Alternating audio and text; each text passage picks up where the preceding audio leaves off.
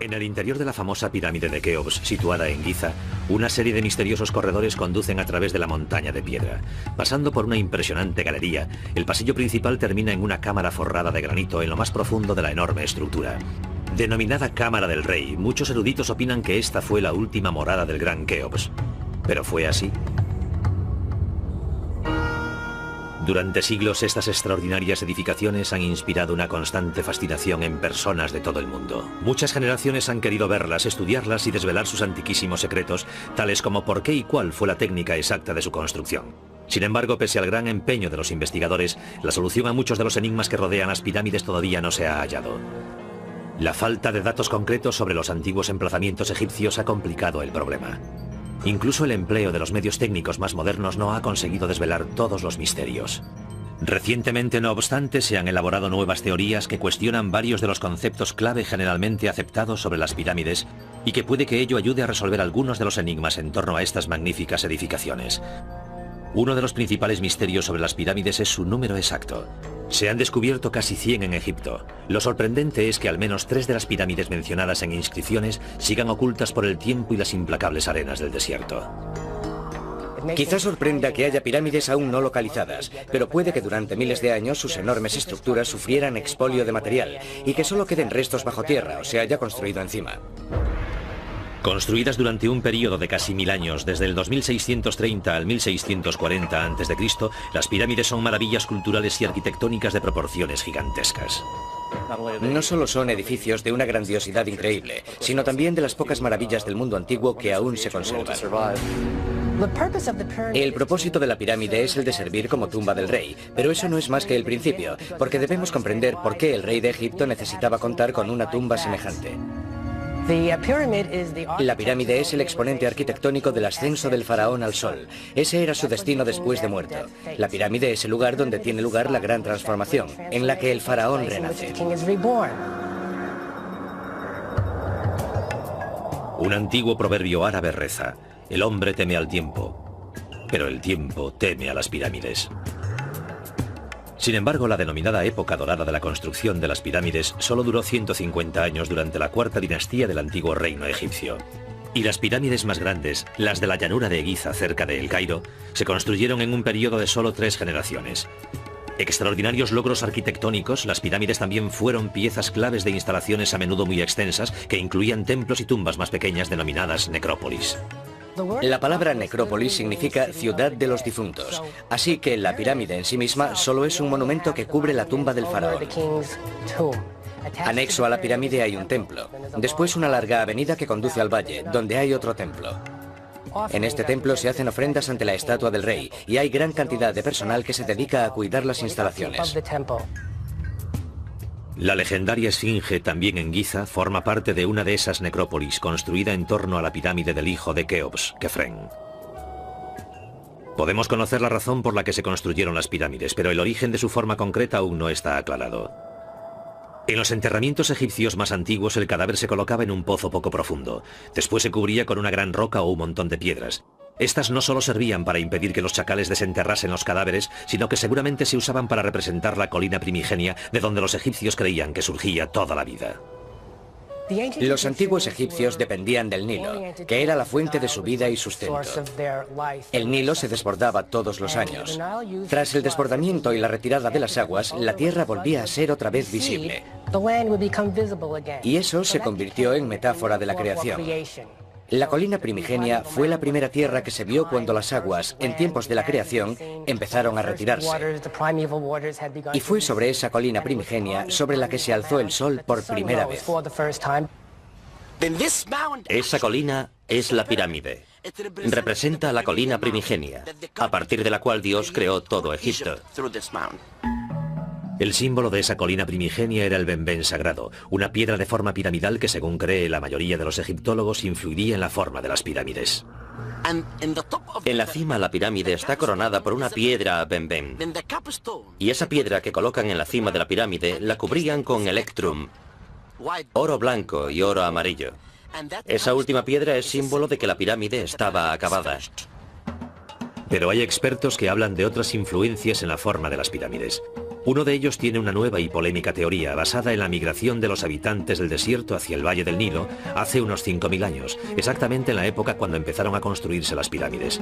Según esa teoría, los recién llegados llevaron consigo los conocimientos del desierto y eso pudo haber influido en la forma de las pirámides. Un factor muy importante en el desierto occidental es que los únicos accidentes del paisaje que se ven por todas partes tienen forma cónica o piramidal. Las colinas picudas son lo que más abunda en el paisaje.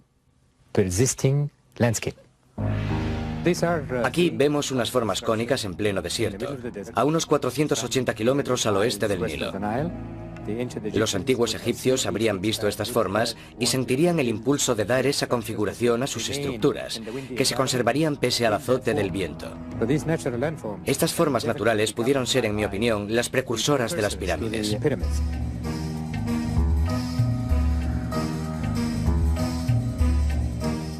Pero antes de construir las pirámides propiamente dichas, las tumbas egipcias pasaron por otra fase de desarrollo, la mastaba. Eran estructuras bajas y trapezoidales, con laterales inclinados y techo plano. Hechas de ladrillos de barro, quizás derivaron de las tumbas que imitaban a la colina primigenia. El término árabe mastaba significa banco, aunque son mayores que cualquier banco, pero mastaba es la palabra que denomina la superestructura de una tumba privada. La tumba egipcia en realidad consta de dos partes. Hay una bajo tierra, que es la cámara mortuoria, y está la parte sobre la superficie, que podía practicarse en una colina o ser un monumento construido, como la mastaba. Con las mastabas los egipcios dieron los primeros pasos hacia la pirámide clásica. La siguiente etapa llegó en torno al 2630 a.C., durante la tercera dinastía, bajo el reinado del faraón Zoser, cuando el arquitecto de Zoser, Imhotep, empezó a construir la famosa pirámide escalonada de Saqqara. En la tercera dinastía, precedente de la cuarta, hubo un arquitecto genial llamado Imhotep. Él inició una revolución arquitectónica, pasando de construir con ladrillos de barro a la piedra caliza. Y a él le debemos la denominada pirámide escalonada, una mastaba sobre otra, hasta alcanzar 6 mastabas. Constituyó una revolución. Con casi 60 metros de altura y una base que mide 120 por 108 metros, muchos expertos creen que la pirámide escalonada es la mayor edificación de la historia construida completamente de piedra y la primera pirámide de cualquier tipo construida en Egipto. Imhotep sigue siendo uno de los pocos supervisores de pirámides cuyo nombre aún se conoce, pero no así el modo exacto del diseño y planificación de la estructura. Tenemos papiros de épocas posteriores con instrucciones para la construcción de un templo. Sabían por adelantado cuántas personas necesitarían, cuánta comida tendrían que llevar al lugar y cuántas piedras serían necesarias. O sea que seguramente habría planos similares para todas las pirámides, pero por desgracia no los tenemos. Con todo, sí sabemos de qué modo trabajaban los obreros. Para mover las piedras utilizaban palancas, tornos y cuerdas, normalmente tiradas por grupos de hombres que cantaban animándose al 1, 2, 3, tirad, por ejemplo. Para cortar la piedra usaban cinceles de cobre, que son más endebles que los modernos de hierro, pero la piedra caliza es blanda. Por supuesto que da mucho trabajo, pero tenían personal suficiente para hacerlo. El resultado es un monumento de tanta precisión como grandiosidad. Pese a la extraordinaria simetría de la estructura final, las investigaciones arqueológicas han demostrado que Imhotep al principio no planeó que la estructura fuese escalonada. Empezó con la mastaba, después construyó otra mayor, y luego empezó a poner una sobre otra, como si fuese una escalera hacia el cielo. Seguimos sin saber por qué se fue ampliando la pirámide escalonada. Aunque la pirámide escalonada era un monumento impresionante, pocos faraones posteriores la copiaron. En lugar de ello, pronto pasaron a una nueva forma, que planteó nuevas dificultades a sus constructores y cambiaría la configuración de las pirámides para siempre. Medio siglo después de que el faraón Zoser construyese la pirámide escalonada, en el 2630 a.C., el faraón Snefru llegó al trono de Egipto. Se convertiría en el mayor constructor de la historia del país. Insatisfecho con sus propias construcciones, Snefru erigió nada menos que 3 enormes pirámides durante un reinado que pudo durar unos 50 años. La primera fue la denominada Pirámide derruida de Maidun, iniciada sobre el 2575 a.C. Durante su construcción, Snefru decidió cambiar la forma de esta pirámide varias veces. El motivo de ello se desconoce, pero el modo de hacerlo sí se conoce con detalles.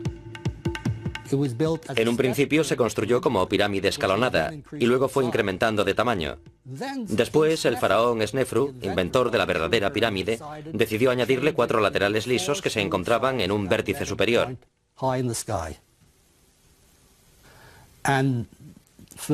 En mi opinión, fue uno de los logros más increíbles que he hallado en mis investigaciones. Porque si el ángulo de uno de los laterales se desvía, aunque sea mínimamente en el fondo, se irá acentuando hacia la cima y no llegarán a converger. Jamás se lograría la forma piramidal, crear un vértice. Hoy día, todo lo que se ve de esta pirámide es parte de su núcleo interior, rodeado por un montón de escombros sueltos que le dan aspecto de estar derruida. Hace tiempo los arqueólogos creían que sí se había derruido durante la construcción, y por eso la habían abandonado. Pero posteriores investigaciones indican que la pirámide se completó con éxito y después fueron despojándola de sus materiales. A través de los siglos, el material exterior se utilizó para otras edificaciones. Podrían construirse ciudades enteras con la piedra reunida allí para las pirámides, y ese es el motivo de su aspecto actual. Igual que la pirámide escalonada completada 55 años antes, el núcleo de la pirámide derruida se hizo con capas de piedra que se inclinaban hacia adentro. La pirámide escalonada de Maidum se construyó con lo que se denominaron capas superpuestas. Se trata de capas de piedra construidas circularmente en torno a un núcleo y que presentan una inclinación. Lo que sí sabemos seguro es que en determinado momento de su construcción, la pirámide derruida se abandonó temporalmente. Por algún motivo que desconocemos, en el año 17, Snefru abandonó esta pirámide sin terminar y construyó en Dashur la pirámide que denominamos pirámide encorvada.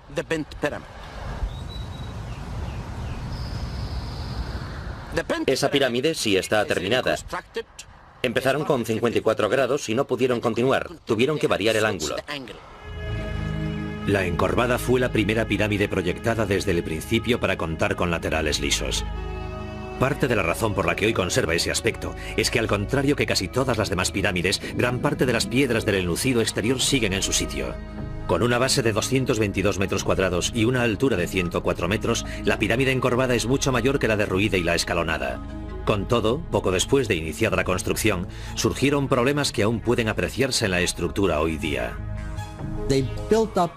Fueron levantando la construcción y descubrieron que empezaban a formarse grietas, internas y externas. Así que a media construcción cambiaron el ángulo de inclinación de los laterales.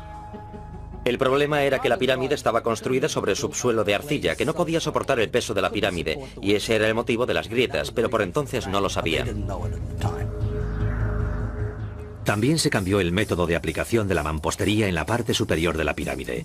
En vez de la técnica antigua de las piedras inclinadas hacia adentro para coincidir con el ángulo de inclinación exterior, las últimas partes se aplicaron en capas horizontales. Ese método no solo era más sencillo de aplicar para los operarios y albañiles que construían la pirámide, sino que también daba mayor estabilidad a la estructura. Con estas lecciones de ingeniería aprendidas, Snefru emprendió la construcción de una nueva pirámide, que aún hoy se considera la más hermosa y perfecta de todas, la pirámide roja. Se desplazaron justo 1 kilómetro hacia el norte y construyeron la enorme edificación que tenemos detrás, denominada Pirámide Roja, debido a su aspecto, que se aprecia mejor a la luz de la mañana, cuando todas esas piedras adquieren tonalidad rojiza.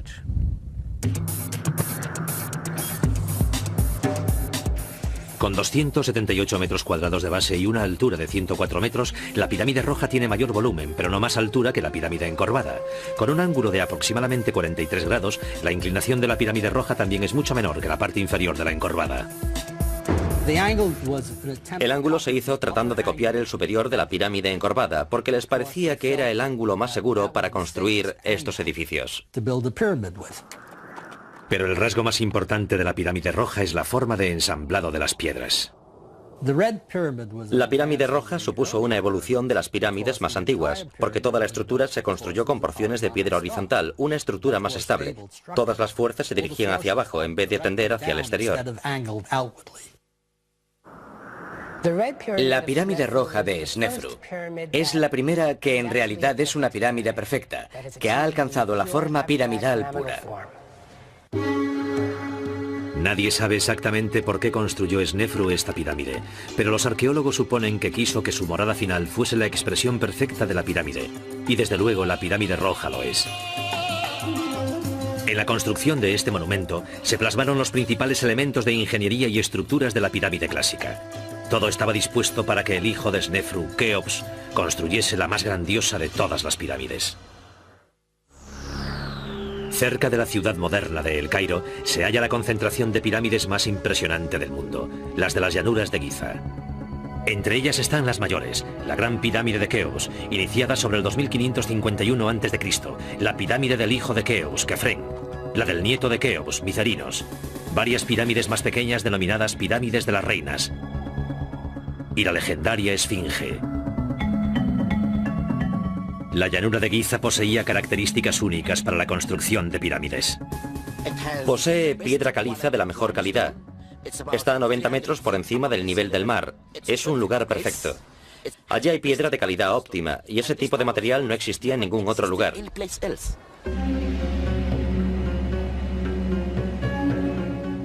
Giza también estaba a menos de 1,5 kilómetros de las orillas del Nilo, y el traslado de la mano de obra y los suministros hasta el lugar era más sencillo. El Nilo era la mayor vía de comunicación en el antiguo Egipto. No había carreteras preparadas, así que el río era fundamental. La piedra se transportaba por el río en grandes barcazas, no solo la caliza de una de las orillas del río hasta la otra orilla, sino también granito, de lugares a cientos de kilómetros al sur. Antes de que pudiese empezar la construcción de la Gran Pirámide, sus constructores tuvieron que idear un modo de allanar por completo la base. Muchos egiptólogos creen que emplearon agua para ello. Primero se excavaba una zanja poco honda alrededor del lugar, y después se llenaba de agua. Puesto que la superficie del agua tendría exactamente la misma altura en todas las partes de la zanja, los egipcios solo tenían que allanar la parte de tierra hasta el nivel del agua. Pero no todo el mundo cree que este fuera el método empleado en la Gran Pirámide. Martin Eisler es escultor y lleva unos 30 años estudiando las técnicas de construcción egipcias. Ha elaborado varias teorías polémicas sobre la construcción de las pirámides, basadas en décadas de minuciosa investigación y observación. No creo en absoluto que la Gran Pirámide la allanaran aplicando el método del agua. Creo que lo hicieron mediante algo no más complejo que este instrumento, llamado nivel escuadra. Se trata de un ángulo, como se ve, con dos lados y una plomada que pende del vértice. Hay una marca en el centro que indica cuándo está nivelado el objeto. Se nivela una pequeña zona con esto y se instalan dos postes separados unos metros y se coloca una tabla sobre esos postes. Podría cogerse otro poste de igual altura que los dos primeros y colocarlo a cierta distancia. Usando la tabla horizontal como referencia, podrían quitarse capas de terreno hasta que ese tercer poste estuviese al nivel de los dos primeros instalados en la pequeña área despejada, que puede denominarse área de nivelado. El proceso podía repetirse hasta que toda la base de la pirámide quedaba nivelada. No obstante, aunque los expertos no coinciden en los métodos usados para nivelar la Gran Pirámide, todos admiten que los resultados fueron extraordinarios. Hicieron una labor estupenda en el nivelado de la Gran Pirámide. Hay menos de 3 centímetros de desvío desde la esquina norte hasta la sur, lo cual es un logro extraordinario. La siguiente etapa fue hacer la base. Algo muy importante porque la orientación de la pirámide era vital por motivos religiosos. Se ha escrito mucho sobre la cercana alineación de las pirámides a los puntos cardinales, norte, sur, este y oeste. Porque al igual que la pirámide apunta hacia arriba, al cielo, este también está anclado a la tierra por la pirámide, porque los egipcios asociaban los puntos cardinales con el ciclo del sol, con el cielo y también con las constelaciones. Por lo general se acepta como teoría que las pirámides se orientaron mediante observaciones estelares. Dividiendo el ángulo entre los puntos donde una estrella concreta se eleva y se pone en el horizonte, puede obtenerse la dirección del norte verdadero. Pero otros expertos, entre ellos Martin Eisler, creen que los egipcios usaron otro método. Es muy difícil que fijándose en una estrella distante se logre la precisión alcanzada por los egipcios.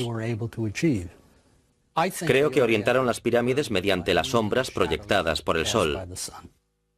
Primero los constructores colocarían una estaca perpendicular denominada gnomon clavada en el suelo. Cuando los ángulos iguales y opuestos del Sol proyectan sombras sobre un gnomon, la división de ese ángulo proporciona la dirección norte-sur. Fuese cual fuese el método, la Gran Pirámide fue alineada casi a la perfección. Sus laterales tienen una variación de menos de una quinceava parte de un grado respecto a los puntos cardinales. Las demás medidas eran igual de precisas. Cada lado mide 227 metros, con una discrepancia de solo 10 centímetros por lado. Con objeto de construir esta gigantesca pirámide, los egipcios se enfrentaron a un problema de similar envergadura en cuanto a gestión de los recursos humanos. Contrariamente a lo que suele creerse, el trabajo no lo realizaron cientos de miles de esclavos, sino campesinos reclutados que integraban cuadrillas, es decir, campesinos que trabajaban para el Estado, seguramente para pagar los impuestos. Reclutan campesinos en todo Egipto.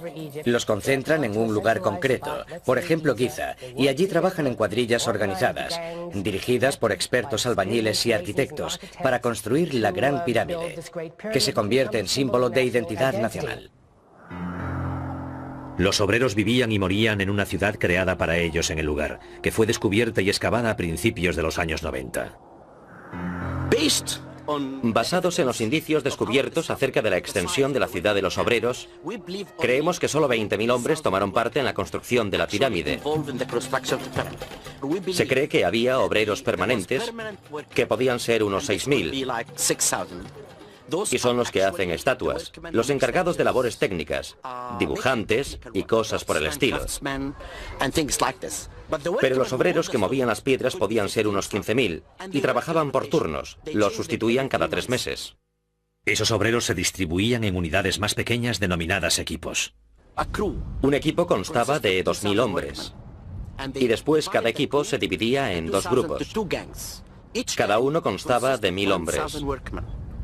Cada grupo tenía un nombre, como por ejemplo los amigos de Keops, y cada grupo tenía un capataz.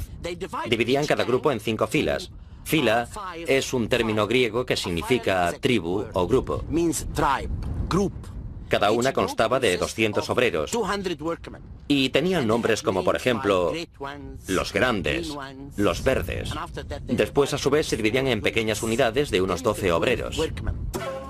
Cerca de las dependencias de los obreros también se descubrió su cementerio. Una de las tumbas de los capataces incluso se hizo en forma de pequeña pirámide, que cuenta también con pasillo y cámara funeraria. Los capataces tenían una vida relativamente larga, pero los obreros comunes que morían en el lugar de construcción solían ser muy jóvenes. Los obreros solían tener entre 30 y 35 años. Pero los artesanos solían tener entre 40 y 45 años, lo cual da una idea de la configuración de la comunidad obrera. Los artesanos no transportaban piedras, no tiraban de ellas, solo tallaban, era un trabajo más liviano. Sin embargo, los obreros enterrados allí desempeñaban una tarea ardua en la construcción de las pirámides. Del suministro de obreros se encargaba un ejército de mercaderes que transportaba su mercancía a Giza en barco.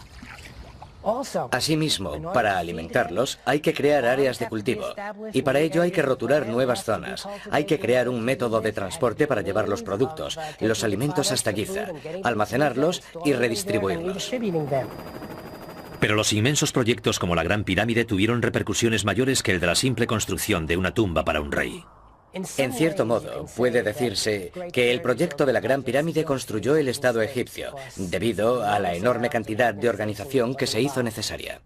Fue como el proyecto Apolo del pasado. Tener a todos aquellos obreros trabajando para ellos les haría sentirse grandes. Desde entonces, Egipto se convirtió en un gran país.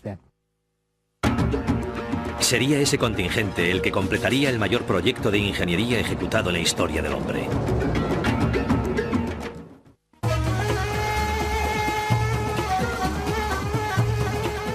Los obreros que extrajeron la mayor parte de la piedra para las pirámides de Giza trabajaron en el lugar que hace muy poco se libró de escombros. La verdad es que toda la piedra para construir la Gran Pirámide se extrajo de una cantera próxima a ese gran edificio, a unos 180 metros de la base de la pirámide, y descubrimos ese lugar. Hay una especie de cuadrícula en el suelo, en la zona de extracción de los bloques. Se trata de zanjas que cuadriculan el terreno. Excavaban las zanjas. Tenían sobre medio metro de ancho. Luego separaban una capa de piedra y lo hacían capa a capa, así que ahora hay una especie de pared cerca de la pirámide que puede tener 6 o 7 metros de altura. Los obreros usaban sencillas herramientas de cobre, como las que aquí vemos en el Museo de El Cairo, para extraer los bloques de piedra. Después, empleando herramientas muy similares a estas, los canteros pulían los laterales y los bordes de los bloques. A continuación, mediante deslizadores de madera y cuerdas como esta, las rocas se arrastraban hasta la pirámide. La mayoría de los expertos creía que los obreros apilaban las piedras en capas horizontales sucesivas, perfeccionando y nivelando cada capa hasta alcanzar la cima de la pirámide. Pero una vez más, no todos los expertos están de acuerdo. Para empezar, la más ligera imperfección en el fondo crearía un efecto acumulativo a medida que se iba ascendiendo. Además, al observar la Gran Pirámide, pude apreciar que casi ninguna de las fases estaba bien nivelada, y comprendí que no podía ser ese el método. Tenían que haberlo hecho de otro modo, y me dediqué muchos años a averiguarlo. Usando como ejemplo la pirámide derruida, Eisler dice que la mayoría de las pirámides construidas después de ella constaban de 3 fases de construcción. La primera, un núcleo central, construido no muy distinto al de la derruida. Después la base se ampliaba y los escalones ampliados iban recubriéndose progresivamente con una segunda capa de escalones más pequeños, creando una forma mucho más cercana a la verdadera pirámide. Para terminar, el exterior escalonado se cubría con una capa de piedra caliza bien pulida, creando una pirámide de caras lisas. Como la Gran Pirámide conserva gran parte de la piedra original, es imposible saber si en su construcción se empleó ese método de 3 pasos.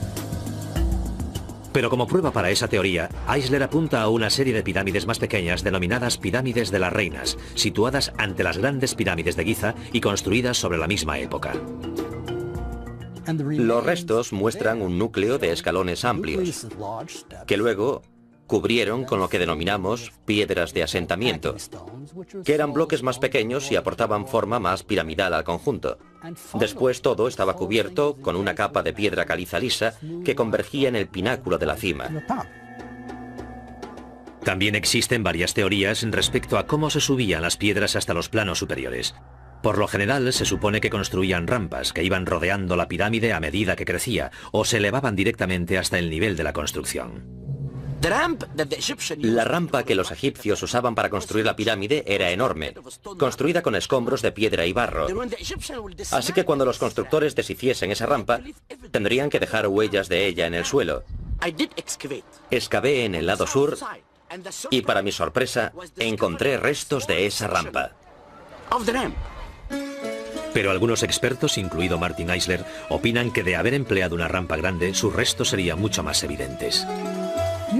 No puedes borrar una rampa que podría haber alcanzado una altura de 150 metros.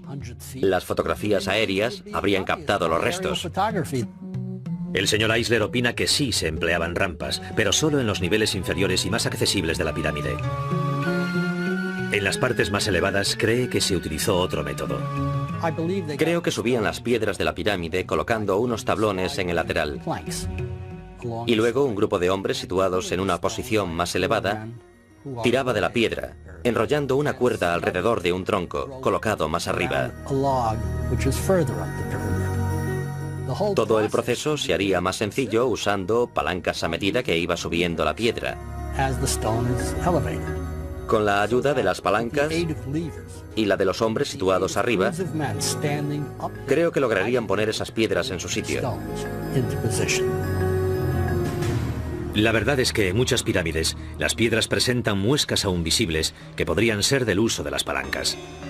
Aunque polémica, la teoría de la colocación de las piedras mediante cuerdas y palancas carece de las pegas que presentan las diversas hipótesis de las rampas, pero desde luego nadie sabe aún con seguridad cómo los antiguos egipcios, una cultura que ni siquiera conocía la rueda, logró esta extraordinaria hazaña de la ingeniería.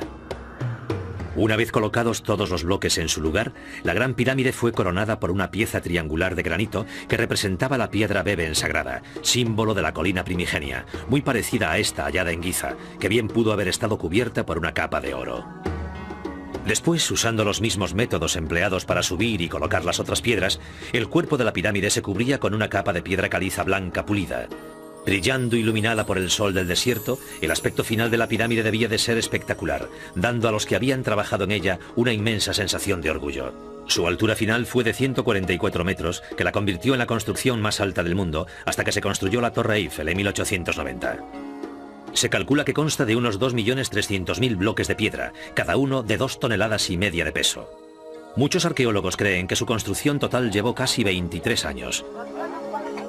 Aunque el exterior de la Gran Pirámide es impresionante, el interior no le va a la zaga.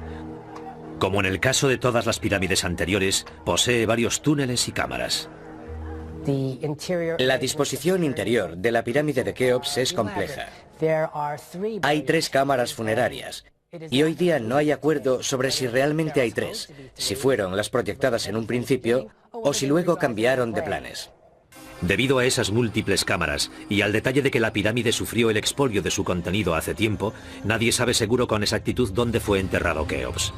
Pero a la que se supone como verdadera cámara funeraria del faraón se llega por un largo pasillo que después desemboca en una inmensa galería ascendente, la denominada Gran Galería.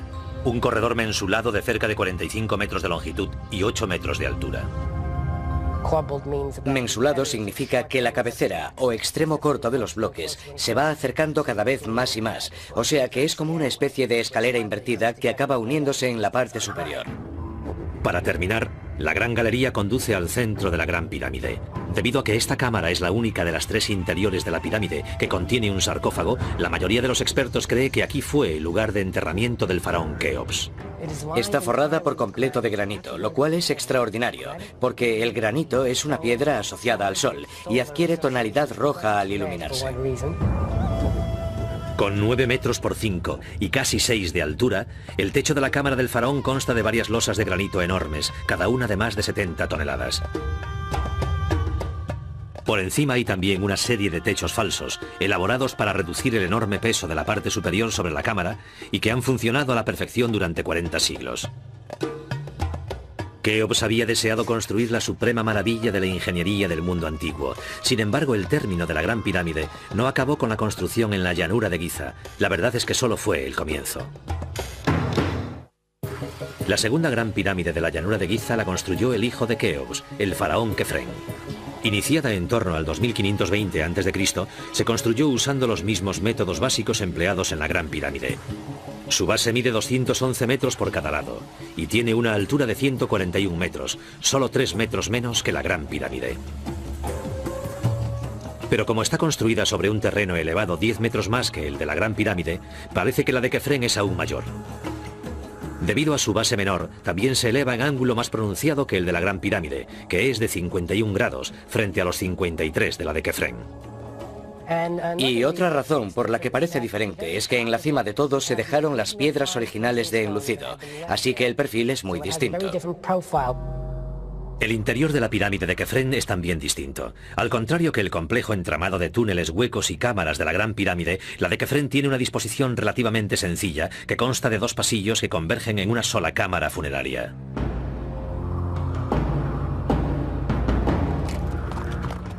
La colosal estatua que tengo detrás representa a Micerinos, o Menkaura, que construyó la tercera pirámide y el complejo anexo en la necrópolis de Giza.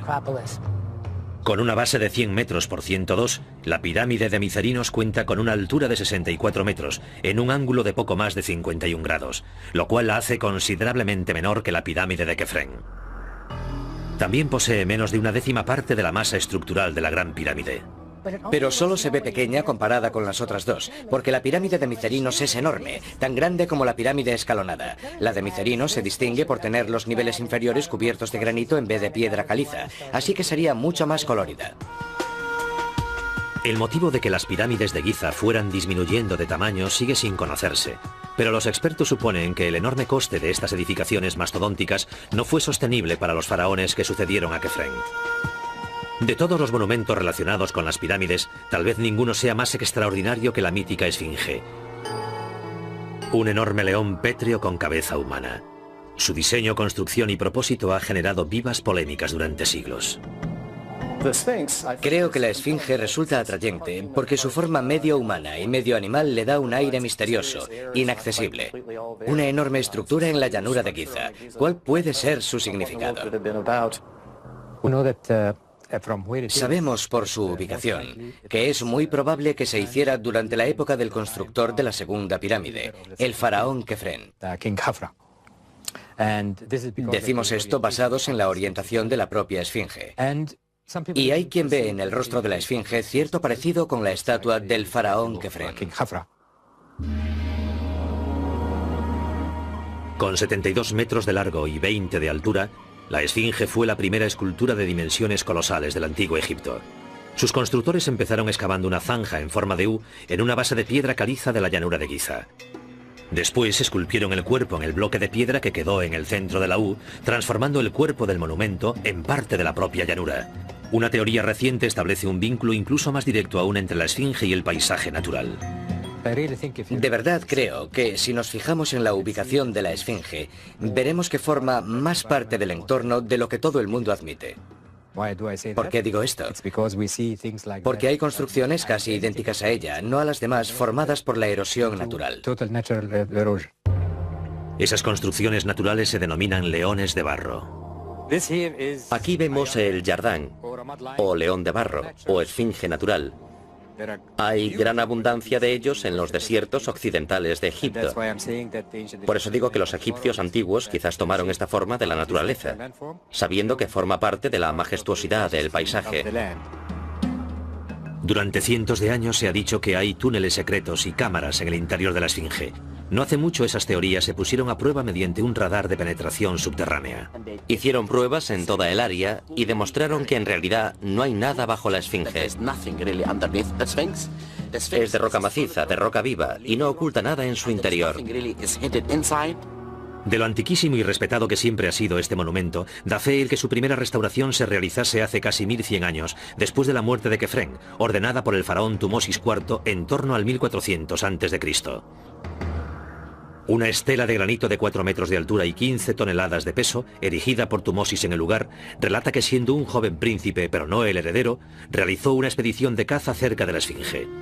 Tras una pausa para descansar, se quedó dormido a la sombra de la cabeza de la estatua, que por entonces era la única parte del monumento que permanecía por encima de las arenas del desierto.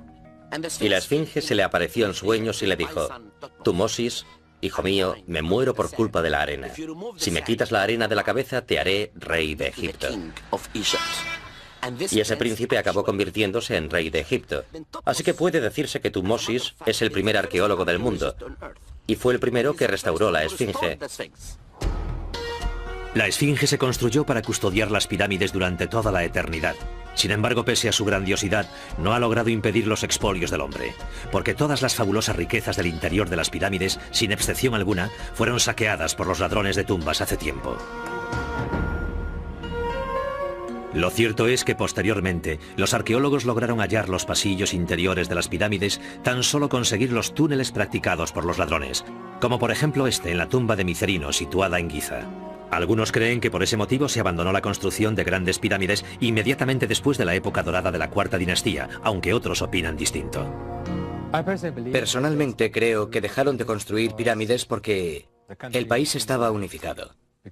Ya que si admitimos que Keops logró crear con su pirámide un sentimiento de orgullo y el surgimiento de un gran pueblo, a partir de entonces no serían más que tumbas y no resultaría práctico. O sea, que empezarían a hacerlas más pequeñas. El interés pasó del tamaño de la pirámide a la creación de instalaciones anexas a la pirámide, así que los templos se expandieron, se hicieron más complejos y los templos del valle se hicieron más grandes y mucho más complejos. Después de eso, las pirámides fueron disminuyendo de tamaño y acabaron por desaparecer. Irónicamente, la mayoría de estas pirámides tardías, tal como la pirámide negra de Dashur, se hicieron con un núcleo de ladrillos de barro para acelerar la construcción, y después se cubrieron con una capa de caliza. Cuando esta piedra se tomó para otros proyectos de construcción, se erosionaron con rapidez, dejándolas en un estado de deterioro mayor que el de las antiguas pirámides de piedra.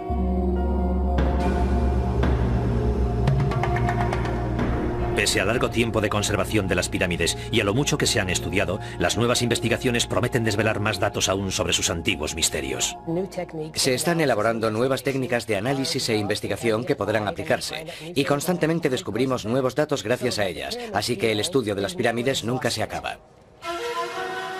Con todo, mientras se comprueban las nuevas teorías y se descartan las antiguas, las pirámides siguen conservando un aura que nos atrae. Recuerdo que cuando vi por primera vez las pirámides era un estudiante recién licenciado. Vine aquí a investigar y nuestro avión pasó sobre ellas. Las vi desde el aire y se me saltaron las lágrimas. Estoy seguro de que se sabrá más, porque como siempre digo, nunca sabes cuántos secretos pueden esconder las arenas de Egipto. Hay secretos de las pirámides que quizás sigan ocultos dentro de sus cámaras de piedra hasta que sucumban al paso del tiempo. Pero aunque los nuevos conocimientos arrojen luz sobre los antiguos misterios, las pirámides de Egipto seguirán siendo monumentos eternos, no solo de una era pasada, sino de la ambición ilimitada y el ingenio de la humanidad.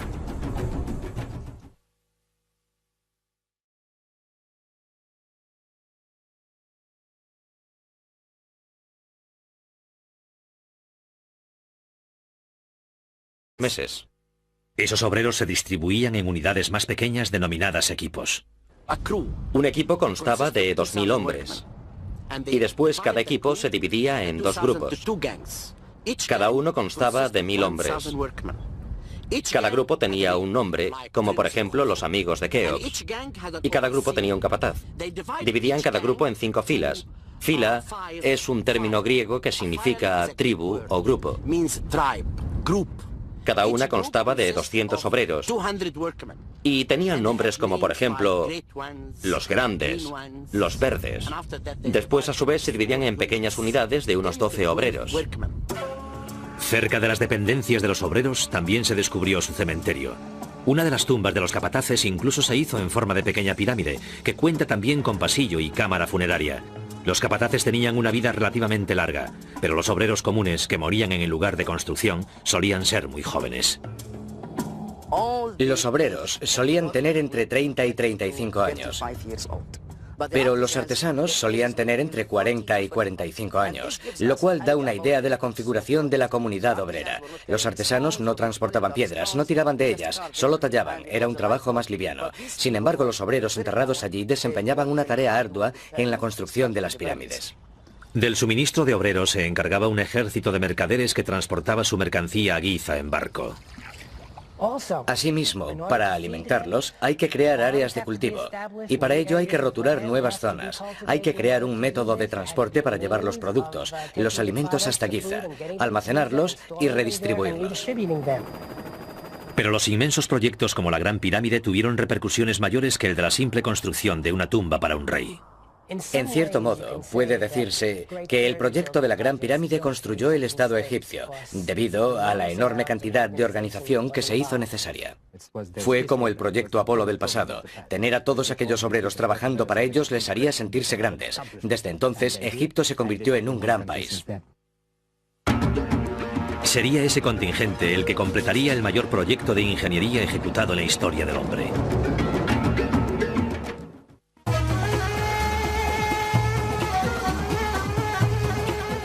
Los obreros que extrajeron la mayor parte de la piedra para las pirámides de Giza trabajaron en el lugar que hace muy poco se libró de escombros. La verdad es que toda la piedra para construir la Gran Pirámide se extrajo de una cantera próxima a ese gran edificio, a unos 180 metros de la base de la pirámide, y descubrimos ese lugar. Hay una especie de cuadrícula en el suelo, en la zona de extracción de los bloques. Se trata de zanjas que cuadriculan el terreno. Excavaban las zanjas. Representa la colina primigenia, a partir de la cual Dios creó todo Egipto. El símbolo de esa colina primigenia era el benben sagrado, una piedra de forma piramidal que, según cree la mayoría de los egiptólogos, influiría en la forma de las pirámides. En la cima la pirámide está coronada por una piedra benben. Y esa piedra que colocan en la cima de la pirámide la cubrían con electrum, oro blanco y oro amarillo. Esa última piedra es símbolo de que la pirámide estaba acabada. Pero hay expertos que hablan de otras influencias en la forma de las pirámides. Uno de ellos tiene una nueva y polémica teoría basada en la migración de los habitantes del desierto hacia el Valle del Nilo hace unos 5000 años, exactamente en la época cuando empezaron a construirse las pirámides. Según esa teoría, los recién llegados llevaron consigo los conocimientos del desierto y eso pudo haber influido en la forma de las pirámides. Un factor muy importante en el desierto occidental es que los únicos accidentes del paisaje que se ven por todas partes tienen forma cónica o piramidal. Las colinas picudas son lo que más abunda en el paisaje. Aquí vemos unas formas cónicas en pleno desierto, a unos 480 kilómetros al oeste del Nilo. Los antiguos egipcios habrían visto estas formas y sentirían el impulso de dar esa configuración a sus estructuras, que se conservarían pese al azote del viento. Estas formas naturales pudieron ser, en mi opinión, las precursoras de las pirámides.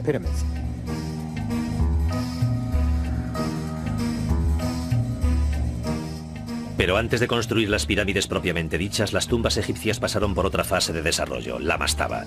Eran estructuras bajas y trapezoidales, con laterales inclinados y techo plano. Hechas de ladrillos de barro, quizás derivaron de las tumbas que imitaban a la colina primigenia.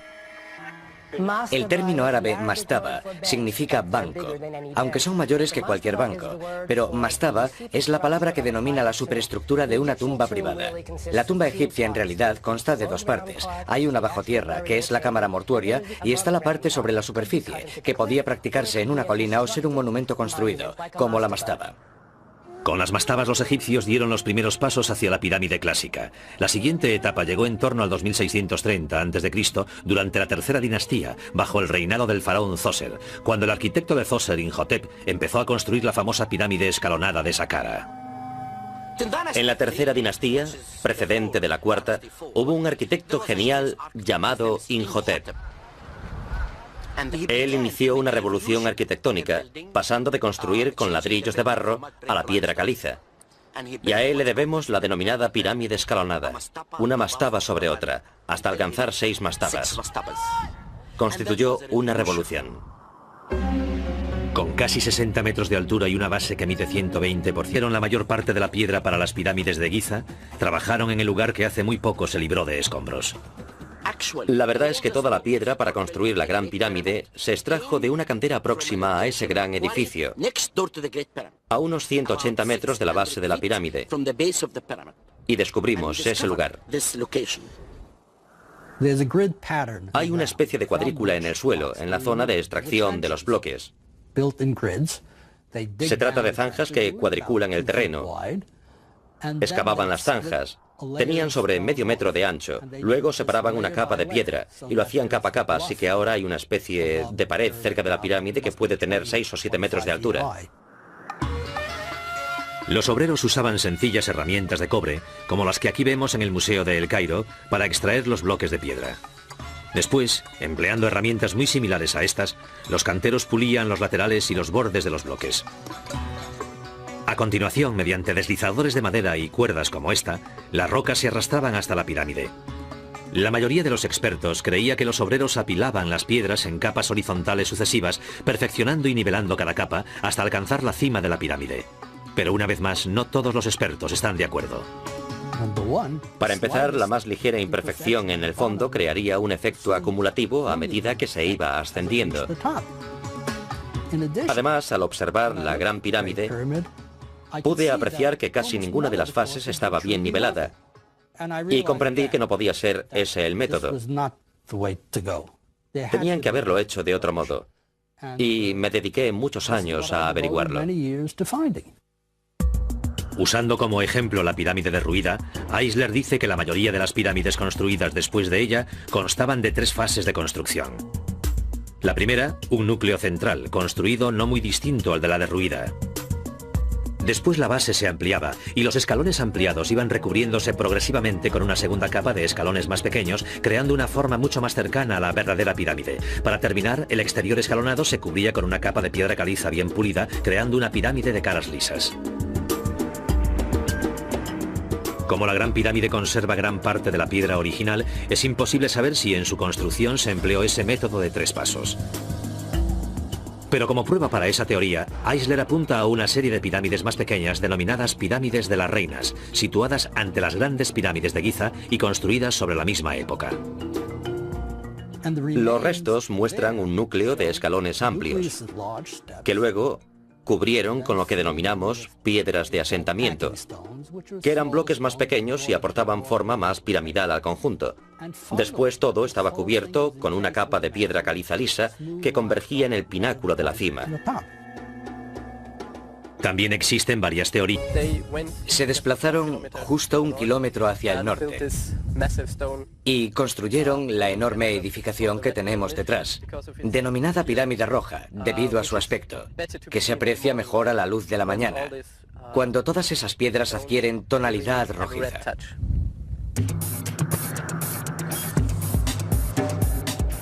Con 278 metros cuadrados de base y una altura de 104 metros, la pirámide roja tiene mayor volumen, pero no más altura que la pirámide encorvada. Con un ángulo de aproximadamente 43 grados, la inclinación de la pirámide roja también es mucho menor que la parte inferior de la encorvada. El ángulo se hizo tratando de copiar el superior de la pirámide encorvada, porque les parecía que era el ángulo más seguro para construir estos edificios. Pero el rasgo más importante de la pirámide roja es la forma de ensamblado de las piedras. La pirámide roja supuso una evolución de las pirámides más antiguas, porque toda la estructura se construyó con porciones de piedra horizontal, una estructura más estable. Todas las fuerzas se dirigían hacia abajo en vez de tender hacia el exterior. La pirámide roja de Snefru es la primera que en realidad es una pirámide perfecta, que ha alcanzado la forma piramidal pura. Nadie sabe exactamente por qué construyó Snefru esta pirámide, pero los arqueólogos suponen que quiso que su morada final fuese la expresión perfecta de la pirámide, y desde luego la pirámide roja lo es. En la construcción de este monumento se plasmaron los principales elementos de ingeniería y estructuras de la pirámide clásica. Todo estaba dispuesto para que el hijo de Snefru, Keops, construyese la más grandiosa de todas las pirámides. Cerca de la ciudad moderna de El Cairo se halla la concentración de pirámides más impresionante del mundo, las de las llanuras de Giza. Entre ellas están las mayores, la Gran Pirámide de Keops, iniciada sobre el 2551 a.C., la pirámide del hijo de Keops, Kefren, la del nieto de Keops, Mizarinos, varias pirámides más pequeñas denominadas pirámides de las reinas, y la legendaria Esfinge. La llanura de Giza poseía características únicas para la construcción de pirámides. Posee piedra caliza de la mejor calidad. Está a 90 metros por encima del nivel del mar. Es un lugar perfecto. Allí hay piedra de calidad óptima, y ese tipo de material no existía en ningún otro lugar.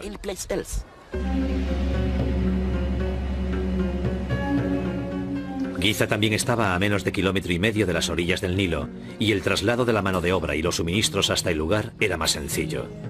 El Nilo era la mayor vía de comunicación en el antiguo Egipto. No había carreteras preparadas, así que el río era fundamental. La piedra se transportaba por el río en grandes barcazas, no solo la caliza de una de las orillas del río hasta la otra orilla, sino también granito, de lugares a cientos de kilómetros al sur. La pirámide varias veces. El motivo de ello se desconoce, pero el modo de hacerlo sí se conoce con detalles. En un principio se construyó como pirámide escalonada y luego fue incrementando de tamaño. Después, el faraón Snefru, inventor de la verdadera pirámide, decidió añadirle 4 laterales lisos que se encontraban en un vértice superior.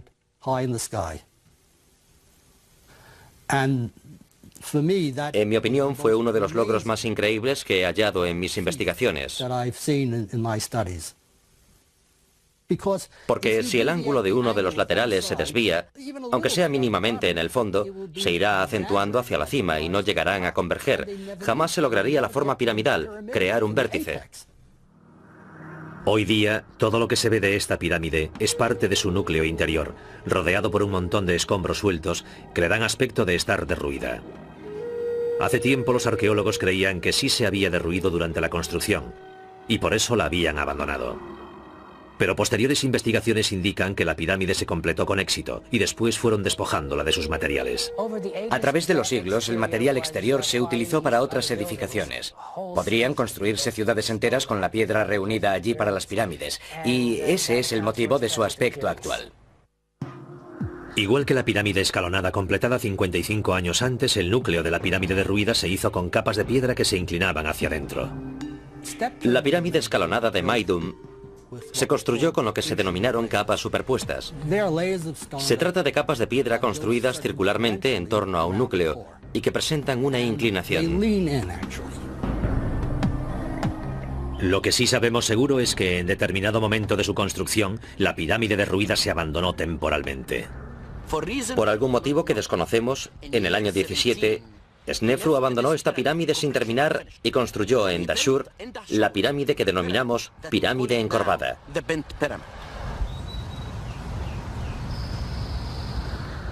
Esa pirámide sí está terminada, Empezaron con 54 grados y no pudieron continuar. Tuvieron que variar el ángulo. La encorvada fue la primera pirámide proyectada desde el principio para contar con laterales lisos.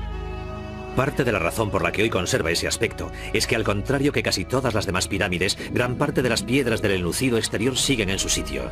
Con una base de 222 metros cuadrados y una altura de 104 metros, la pirámide encorvada es mucho mayor que la derruida y la escalonada.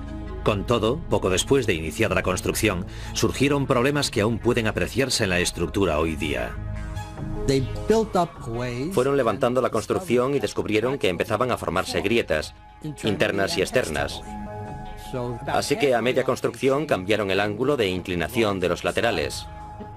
El problema era que la pirámide estaba construida en símbolo de identidad nacional. Los obreros vivían y morían en una ciudad creada para ellos en el lugar, que fue descubierta y excavada a principios de los años 90. Basados en los indicios descubiertos acerca de la extensión de la ciudad de los obreros, creemos que solo 20.000 hombres tomaron parte en la construcción de la pirámide. Se cree que había obreros permanentes, que podían ser unos 6.000. Y son los que hacen estatuas, los encargados de labores técnicas, dibujantes y cosas por el estilo. Pero los obreros que movían las piedras podían ser unos 15.000 y trabajaban por turnos, los sustituían cada 3 meses. Esos obreros se distribuían en unidades más pequeñas denominadas equipos. Un equipo constaba de 2.000 hombres y después cada equipo se dividía en 2 grupos. Cada uno constaba de 1.000 hombres. Cada grupo tenía un nombre, como por ejemplo los amigos de Keops, y cada grupo tenía un capataz. Dividían cada grupo en 5 filas. Fila es un término griego que significa tribu o grupo. Cada una constaba de 200 obreros y tenían nombres como por ejemplo los grandes, los verdes. Después a su vez se dividían en pequeñas unidades de unos 12 obreros. Cerca de las dependencias de los obreros también se descubrió su cementerio. Una de las tumbas de los capataces incluso se hizo en forma de pequeña pirámide, que cuenta también con pasillo y cámara funeraria. Los capataces tenían una vida relativamente larga, pero los obreros comunes que morían en el lugar de construcción solían ser muy jóvenes.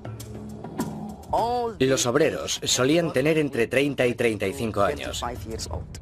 Pero los artesanos solían tener entre 40 y 45 años, lo cual da una idea de la configuración de la comunidad obrera. Los artesanos no transportaban piedras, no tiraban de ellas, solo tallaban, era un trabajo más liviano. Sin embargo, los obreros enterrados allí desempeñaban una tarea ardua en la construcción de las pirámides. Del suministro de obreros se encargaba un ejército de mercaderes que transportaba su mercancía a Giza en barco. Asimismo, para alimentarlos hay que crear áreas de cultivo y para ello hay que roturar nuevas zonas. Hay que crear un método de transporte para llevar los productos, los alimentos hasta Giza, almacenarlos y redistribuirlos. Pero los inmensos proyectos como la Gran Pirámide tuvieron repercusiones mayores que el de la simple construcción de una tumba para un rey. En cierto modo, puede decirse que el proyecto de la Gran Pirámide construyó el Estado egipcio, debido a la enorme cantidad de organización que se hizo necesaria. Fue como el proyecto Apolo del pasado. Tener a todos aquellos obreros trabajando para ellos les haría sentirse grandes. Desde entonces, Egipto se convirtió en un gran país. Sería ese contingente el que completaría el mayor proyecto de ingeniería ejecutado para siempre. Medio siglo después de que el faraón Zoser construyese la pirámide escalonada, en el 2630 a.C., el faraón Snefru llegó al trono de Egipto. Se convertiría en el mayor constructor de la historia del país. Insatisfecho con sus propias construcciones, Snefru erigió nada menos que 3 enormes pirámides durante un reinado que pudo durar unos 50 años. La primera fue la denominada Pirámide Derruida de Maidun, iniciada sobre el 2575 a.C. Durante su construcción, Snefru decidió cambiar la forma de esta pirámide varias veces. El motivo de ello se desconoce, pero el modo de hacerlo sí se conoce con detalles. En un principio se construyó como pirámide escalonada y luego fue incrementando de tamaño. Después, el faraón Snefru, inventor de la verdadera pirámide, decidió añadirle 4 laterales lisos que se encontraban en un vértice superior.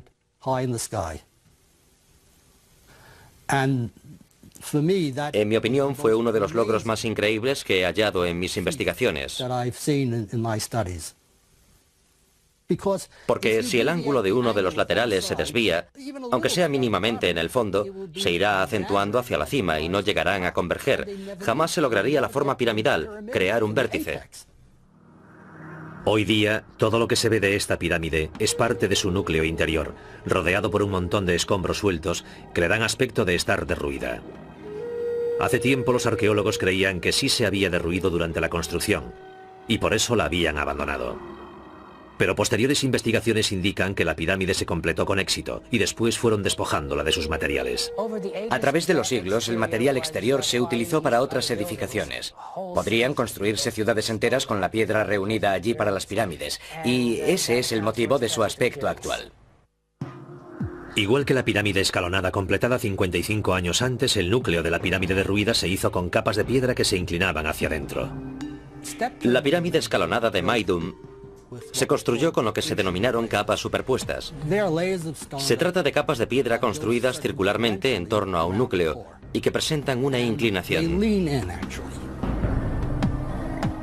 Lo que sí sabemos seguro es que en determinado momento de su construcción, la pirámide derruida se abandonó temporalmente. Por algún motivo que desconocemos, en el año 17, Snefru abandonó esta pirámide sin terminar y construyó en Dashur la pirámide que denominamos pirámide encorvada.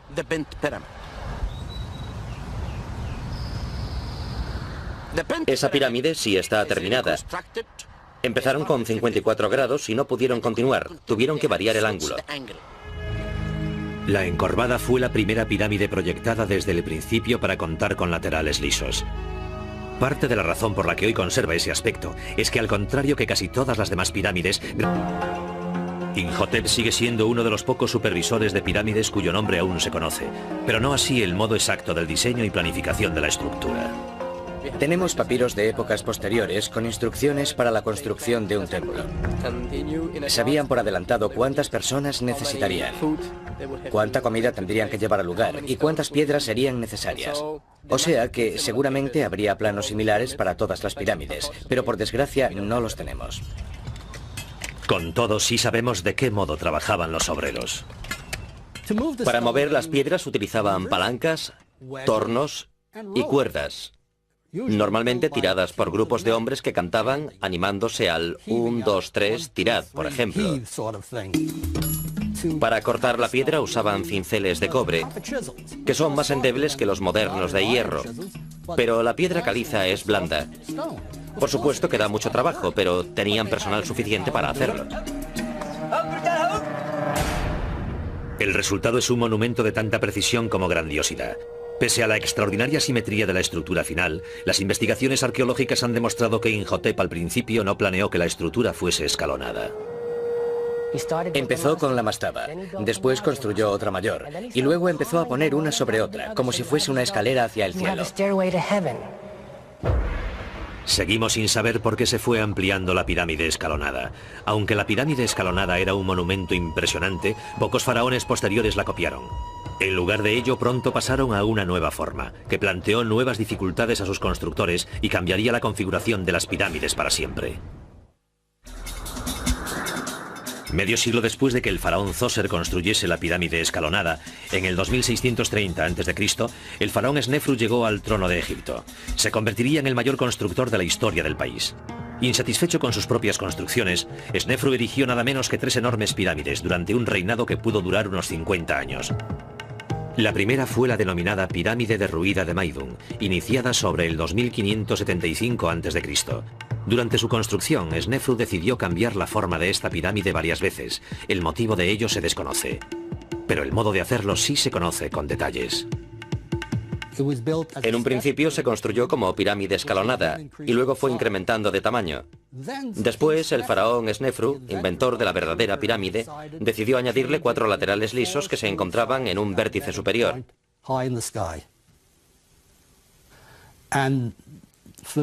En mi opinión, fue uno de los logros más increíbles que he hallado en mis investigaciones.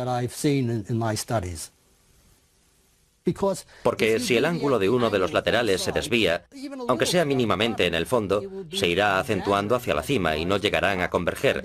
Jamás se lograría la forma piramidal, crear un vértice. Después de la muerte de Kefren, ordenada por el faraón Tumosis IV en torno al 1400 a.C. Una estela de granito de 4 metros de altura y 15 toneladas de peso, erigida por Tutmosis en el lugar, relata que siendo un joven príncipe, pero no el heredero, realizó una expedición de caza cerca de la Esfinge. Tras una pausa para descansar, se quedó dormido a la sombra de la cabeza de la estatua, que por entonces era la única parte del monumento que permanecía por encima de las arenas del desierto. Y la Esfinge se le apareció en sueños y le dijo: Tutmosis, hijo mío, me muero por culpa de la arena. Si me quitas la arena de la cabeza, te haré rey de Egipto. Y ese príncipe acabó convirtiéndose en rey de Egipto. Así que puede decirse que Tutmosis es el primer arqueólogo del mundo.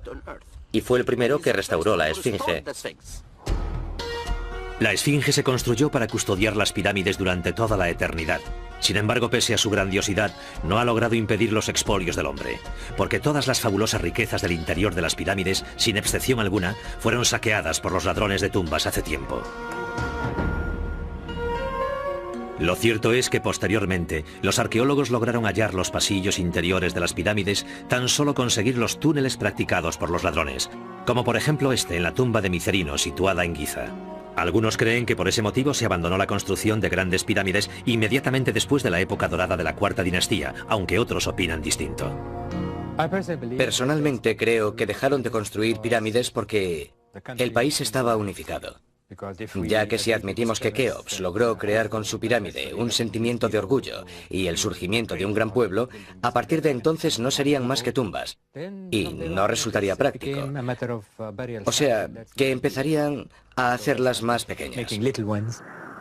El interés pasó del tamaño de la pirámide a la creación de instalaciones anexas a la pirámide, así que los templos se expandieron, se hicieron más complejos y los templos del valle se hicieron más grandes y mucho más complejos. Después de eso, las pirámides fueron disminuyendo de tamaño y acabaron por desaparecer. Irónicamente, la mayoría de estas pirámides tardías, tal como la pirámide negra de Dashur, se hicieron con un núcleo de ladrillos de barro para acelerar la construcción, y después se cubrieron con una capa de caliza. Cuando esta piedra se tomó para otros proyectos de construcción, se erosionaron con rapidez, dejándolas en un estado de deterioro mayor que el de las antiguas pirámides de piedra.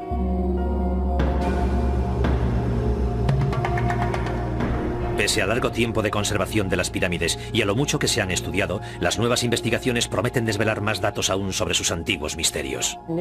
Se están elaborando nuevas técnicas de análisis e investigación que podrán aplicarse, y constantemente descubrimos nuevos datos gracias a ellas, así que el estudio de las pirámides nunca se acaba. Con todo, mientras se comprueban las nuevas teorías y se descartan